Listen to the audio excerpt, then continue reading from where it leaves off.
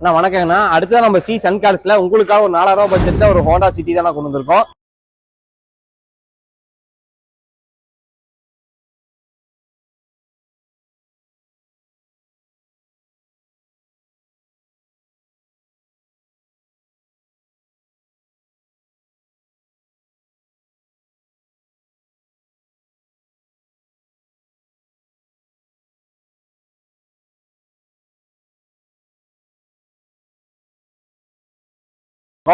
இது பார்த்தீங்கன்னா ஒரு பெட்ரோல் வேரியன்ட்டுங்கண்ணா.